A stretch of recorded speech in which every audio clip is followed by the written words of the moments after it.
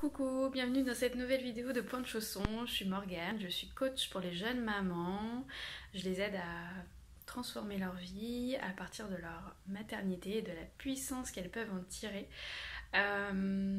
Voilà, aujourd'hui j'avais envie de vous parler des écrans et nos enfants. Surtout en cette période un peu bizarre qu'on vit depuis quand même un peu beaucoup longtemps, là, plusieurs mois, où confinement, couvre-feu, etc.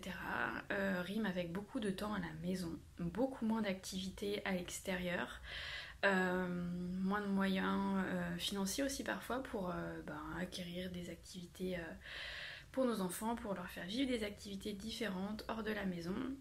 Et du coup, la question des écrans, je trouve que là, elle commence à vraiment prendre une place importante. Et dire qu'est-ce qu'on en fait de ces écrans, est-ce qu'on cède, est-ce qu'on cède pas, est-ce qu'on les veut, est-ce qu'on les veut pas dans la vie de nos enfants.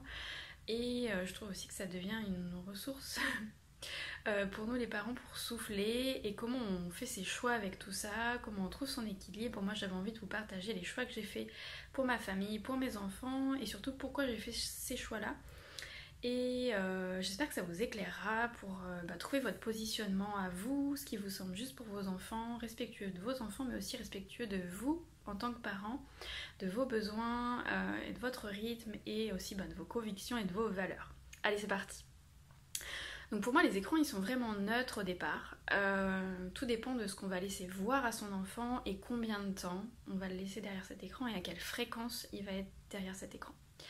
Moi, je suis convaincue que nos enfants, ils se développent de façon harmonieuse en faisant des expériences concrètes et en étant actifs, de leurs mains, en vivant une expérience et qu'ils soient acteurs en fait de leur découverte. Pour moi, c'est vraiment ancré dans nos gènes, et Maria Montessori l'explique très bien.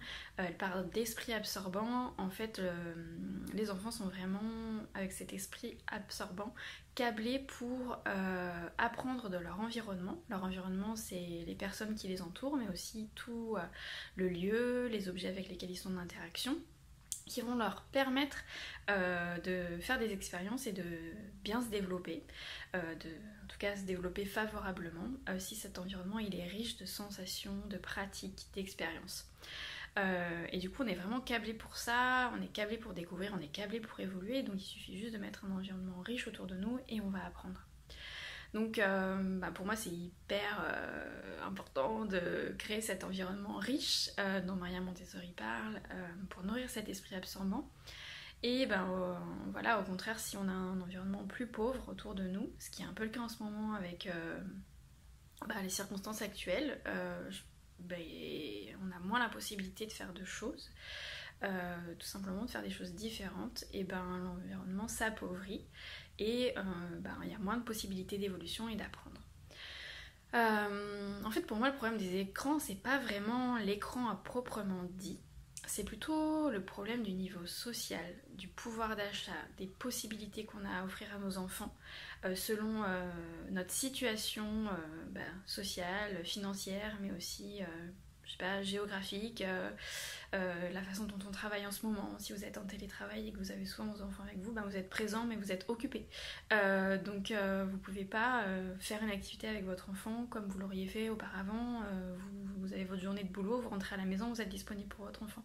Il y a plein de choses comme ça qui sont en train de bouger en ce moment et qui nous aident pas tellement à trouver des temps de qualité avec nos enfants. Et puis parfois ça favorise aussi des choses, hein. Je dis pas que tout est noir, ça dépend vraiment de votre situation, et du coup je trouve que c'est important de prendre en compte cette situation dans laquelle vous êtes actuellement avant de diaboliser absolument les écrans. Du coup pour moi il y a un peu deux batailles à mener. C'est à la fois ok, les écrans, on sait quand même que ça a des répercussions sur le degré d'apprentissage des enfants, ça ralentit potentiellement l'apprentissage des enfants si ils voient des écrans trop tôt. Donc dans ma famille c'est très clair, avant 3 ans il n'y a pas eu d'écran, même pour ma première 4 ans, mais vous verrez qu'il y a des exceptions, hein, parce que quand vous avez une aînée qui a 4 ans, la petite elle voit le bébé, il est déjà en contact avec un écran parce que le plus grand regarde, donc il va forcément regarder plus tôt que son aîné, hein. On est ce qu'on est dans la situation où on est, et parfois on a des conviction, mais il y a aussi une réalité. Donc c'est sûr que ma cadette, elle a regardé plutôt un écran que mon aîné, de fait que l'aîné regardait déjà un écran. Donc voilà, mais moi je m'étais dit vraiment autour de 3 ans, c'est le moment où elle peut commencer à avoir un petit peu d'écran, mais avant franchement je préfère éviter à tout prix. Donc je faisais en sorte que ça soit le moins possible, et l'écran faisait pas du tout partie de nos vies, même si de sa vie, même si elle pouvait de façon passagère être devant un écran. Voilà. Du coup, pour moi ça c'est une bataille, c'est un peu à quel point on met l'écran dans nos vies. Et les règles qu'on va faire autour pour que notre enfant puisse bien se développer, mais il y a aussi une seconde bataille qui est tout l'accès à la culture, aux livres, aux jeux, voilà, aux activités extérieures qui pour moi devraient être favorisées à peu importe quelle situation financière vous êtes, quel niveau social vous êtes, dans quel voilà, département vous vivez, village, ville. Pour moi il y a aussi tout un travail à faire sur l'accès aux activités extérieures, aux activités...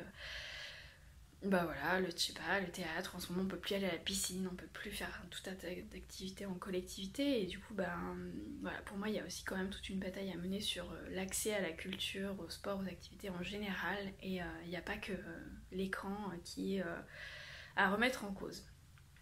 Voilà, et justement pour moi les écrans qui sont souvent accusés de retarder l'apprentissage chez les jeunes enfants, enfin moi je suis complètement convaincue, hein. Je pense que vraiment à dose quotidienne, sur des temps longs, avec qu'un enfant reste passif derrière un écran, derrière une image 2D avec lequel il n'a aucune interaction, et souvent cette image elle va bien trop vite en plus pour son cerveau qui est encore en pleine maturation, où les neurones ne sont pas encore connectés et tout ça, c'est certain que ça ne l'aide pas à se développer. Et que uniquement ou beaucoup d'écrans ça va pas l'aider à se développer. C'est certain. Pourtant, nos enfants, ils sont nés dans un monde où les écrans, ils sont partout. Faut pas se mentir, quoi. Nous-mêmes, on fait un tas de petites choses sur votre smartphone à longueur de journée. Les écrans, ils nous rendent service plein de fois. Ils nous réveillent, ils nous permettent de nous rappeler nos rendez-vous. On peut consulter nos mails dessus. On fait une petite commande Vinted, on regarde une recette. Enfin voilà, on fait plein de trucs avec notre smartphone et il nous rend service. Donc moi, je trouve que le diaboliser, c'est pas ça qui va résoudre quelque chose. Il fait partie de notre vie. Il nous amène aussi du divertissement, il nous permet aussi de nous instruire. Et finalement, c'est une porte très très grande ouverte pour nous, pour apprendre plein de choses en tant qu'adultes. Et puis, du coup, moi je me dis qu'en tant que... pour les enfants aussi, on peut choisir ce qu'on leur met sous le nez dans les temps d'écran qu'on leur accorde. Donc voilà, soyez vigilants, même si vous allez voir que je suis encore nuancée sur ce truc de... donner des dessins animés de qualité, on va dire des choses intelligentes aux yeux de nos enfants. Bah oui, le plus possible, ça je vais pas vous dire le contraire, il y a des dessins animés que nous, adultes, on trouve débiles et est-ce qu'on a envie de montrer ça à nos enfants ? Je vous laisse choisir, peut-être que ça vaut le coup de faire un peu de recherche et de se dire je vais aller trouver un dessin animé qui est cool, qui apporte un message chouette que j'ai envie de diffuser à mon enfant plutôt que Peppa Pig, quoi. Pour citer que ça. Mais voilà, je vais nuancer mon propos un petit peu après, hein, donc vous allez voir que c'est pas si facile que ça, je trouve, dans mon expérience que je fais avec mes filles de 4 et 8 ans. Mais ce sur quoi je voulais vous mettre un peu en vigilance, mais vous allez voir avec encore beaucoup de modération, c'est vraiment l'écran garderie. Parce que malheureusement, dans les circonstances qu'on vit actuellement et depuis plusieurs mois, je pense que les écrans sont devenus un peu la babysitter qu'on n'a pas pour occuper nos enfants pendant que nous on doit télétravailler ou qu'on doit souffler parce que on est tout le temps ensemble et on est plus souvent ensemble peut-être et que des fois on a aussi besoin d'un temps pour soi. Et pour moi bien sûr cet écran garderie il est vraiment à éviter. Mais encore une fois, je le diabolise absolument pas parce que pour moi, il vaut mieux un enfant 20 minutes sur un écran et une maman qui souffle, qui respire, qui se ressource, qui fait une activité calme, dans le calme pour elle, pour avancer le repas, je ne sais quoi, qu'une maman qui hurle sur son enfant parce qu'elle est levée depuis 6 heures, qu'elle n'a pas soufflé et qu'elle craque, quoi. Donc pour moi, je choisis dans ce cas-là complètement l'écran. 20 minutes d'écran, ça sera moins nocif à mon enfant que moi qui crie sur mon enfant et qui craque et qui n'en peut plus. Donc voilà, des fois, l'écran garderie, il est complètement ok, on en a besoin en tant que parents et il vaut mieux ça que se disputer, que crier, que se mettre dans un état qu'on va regretter, qui va nous faire culpabiliser, bien plus que 20 minutes d'écran. Donc voilà, pour moi c'est important, si on donne ce temps d'écran garderie à nos enfants, de le faire en pleine conscience en fait. Se dire ok, je donne ce temps à mon enfant, mais moi derrière je me responsabilise, je me fais du bien, je me ressource pour pouvoir ensuite être mieux avec mon enfant et pouvoir être en lien et faire une activité concrète avec lui, partager un moment de qualité avec lui. Voilà, moi en tout cas c'est comme ça que je le vois. Et puis là où je me nuance sur Peppa Pig, c'est que bah voilà, malheureusement ces petits dessins animés, ou heureusement, ces petits dessins animés que tous les enfants, les jeunes enfants connaissent et qui, moi à mes yeux, sont pas forcément très intelligents et où je me dis j'ai pas forcément envie de véhiculer ça à mes enfants, bah n'empêche qu'ils font partie de la culture générale de cet âge-là. Et que ben, ça leur permet aussi de se retrouver les enfants entre eux sur des choses communes, de sociabiliser sur ces connaissances-là qu'ils ont ensemble et ces petits trucs qu'ils aiment. Et du coup pour moi, ben, même si je vais pas mettre Peppa Pig tous les 4 matins à mon enfant, ben, ça fait quand même partie des dessins animés qu'elle peut regarder parce que ça fait partie du socle commun que tous les enfants ben, connaissent un petit peu et du coup ça leur permet de se retrouver et de créer du lien entre eux là-dessus. Même si on est d'accord qu'il y a plein d'autres choses sur lesquelles ils peuvent créer du lien que les petits dessins animés. Mais voilà, pour moi c'est pas proscrit, ça existe à petite dose. Et puis ben pour moi vraiment ce qu'il y a à retenir de ce que j'ai envie de vous transmettre sur les écrans, c'est que c'est un équilibre à trouver entre une minorité d'écran pour moi, une minorité de temps d'écran et une majorité d'activités concrètes, d'expériences concrètes pour l'enfant. Et du coup pour ça, je pense que c'est hyper important que vous vous posiez en famille avec votre conjoint, vous-même, pour vous dire c'est quoi les règles de ma famille par rapport aux écrans. C'est quoi les conditions, quelles sont les conditions qui font que pour moi c'est ok avec mes valeurs que mes enfants regardent de telle façon, à telle fréquence, de telle durée, tel type de contenu. Pour moi c'est ok que les écrans rentrent dans nos vies sous ces valeurs-là. Donc je vous invite vraiment à vous poser et à vous demander voilà, quelle fréquence, la durée, quel type de contenu. Je pense que c'est les principales questions à se poser. Je vous donne une idée des règles qu'il y a chez moi. Donc j'ai une petite fille de 4 ans et une petite fille de 8 ans. Et pour nous c'est très clair, les dessins animés ce n'est que le week-end. Donc le samedi et le dimanche. Et c'est 40 minutes par jour. Sachant que la règle c'est un peu que chacune choisisse un dessin animé. Elles regardent chacune leur dessin animé ensemble ou séparément. Et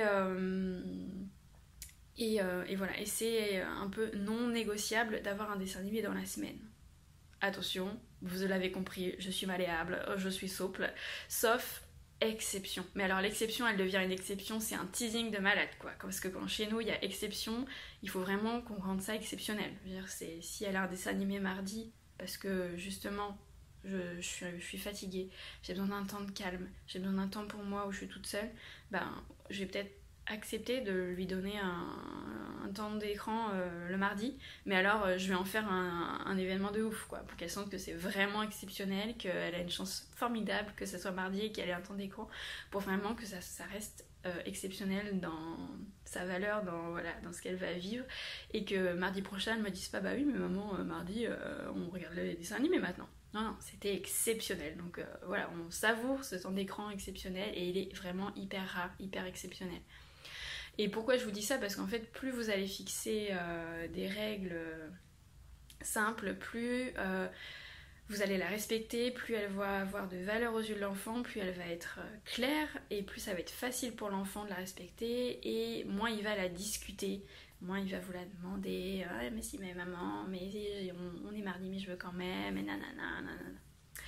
Et du coup à ce sujet j'avais envie de vous donner 3 tips pour ne pas regretter d'avoir accordé un temps d'écran à votre enfant. Je pense qu'on a tous connu le temps où on veut un peu de tranquillité, on met notre enfant sur l'écran en se disant je vais souffler. Le temps d'écran est terminé et en fait là c'est le drame national, on a la crise de bacon avec l'enfant qui gigote par terre et qui hurle et en fait on regrette presque de lui avoir donné ce temps d'écran pour avoir un moment pour nous, parce que là en fait cette crise, toute la zen attitude qu'on avait réussi à trouver est balayée. C'est une situation que je n'ai que trop connue Et je voulais vous partager mes 3 petits tips pour que cette situation elle vous arrive de moins en moins et elle finisse par disparaître. Donc c'est d'abord de fixer les règles comme je vous l'ai dit, de les énoncer à vos enfants, de les annoncer à vos enfants avant de commencer le temps d'écran. Et de les valider avec lui. Tu es d'accord que tu regardes un seul dessin animé, qu'au bout de ce dessin animé, on va éteindre l'écran. Et on fait valider à l'enfant, oui, je suis d'accord, tant que possible. Et ensuite, ce sont les rappels. Moi, je rappelle. Tu te souviens, au bout de ce dessin animé, on va éteindre. Et de revenir quelques minutes avant et de dire, dans 2 minutes, ça va se terminer, on va éteindre, d'accord ? De lui rappeler que ça va arriver, quoi. Et puis, le dernier truc qui a vraiment bien marché pour moi, c'est de le laisser être acteur de la fin du dessin animé, de la fin du temps d'écran, en éteignant soit lui-même l'écran, soit en vous apportant lui-même l'écran. Et du coup, c'est lui qui est acteur, c'est lui qui quelque part a encore le contrôle et qui a l'impression de décider que c'est fini. Et du coup, ça passe beaucoup mieux comme ça. Donc voilà, je rappelle les 3 petits tips. Fixer les règles et bien les annoncer. Rappeler la fin du dessin animé plusieurs fois avant que ça se termine. Et puis le laisser être acteur de la fin du dessin animé, de la fin du temps d'écran, soit en éteignant l'écran lui-même, soit en vous le rapportant. Voilà ce que j'avais envie de vous dire sur les écrans et mon rapport aux écrans et pourquoi j'ai pas banni finalement les écrans malgré toutes mes valeurs montessoriennes et d'éducation bienveillante, etc. Et disons d'éducation alternative, j'ai pas proscrit les écrans de la vie de mes enfants pour toutes ces raisons, pour me respecter moi et offrir des temps de qualité. Et voilà, parfois c'est ok, l'écran est un temps de garderie, mais j'en ai conscience et du coup je me responsabilise là-dessus et je prends soin de moi vraiment pour être mieux avec mes enfants. Et puis parce que ça reste une activité minime les écrans, et qu'à côté je me suis engagée à fournir des temps d'activité pratique, sensorielle à mes enfants, et cet équilibre-là, moi, c'est celui qui me va. Donc je vous invite à trouver le vôtre. Je vous souhaite une belle journée. N'hésitez pas à me poser toutes vos questions sous cette vidéo. J'échangerai avec vous avec beaucoup de plaisir. Je vous embrasse. Éclatez-vous avec vos enfants. Amenez le fun. D'ailleurs, ce que je vous ai pas dit, c'est que nous, une fois par mois, on se fait un cinéma en famille. Et là, c'est les pop-corn. On profite de ce moment d'écran ensemble. On choisit un grand film qui est en fait un dessin animé d'1h30 auquel elles n'ont pas le droit dans les petits temps de dessin animé du week-end. Et du coup, je pense qu'il faut profiter de ce divertissement qu'il nous a offert et ne pas diaboliser, mais en faire un moment de partage et peut-être même d'apprentissage, d'éducation. Donc trouvez ce qui vous convient à vous. Je sais que vous en êtes capable, et si vous avez envie d'en papoter, je suis là en commentaire, dans les messages privés. Je vous embrasse fort. À très bientôt.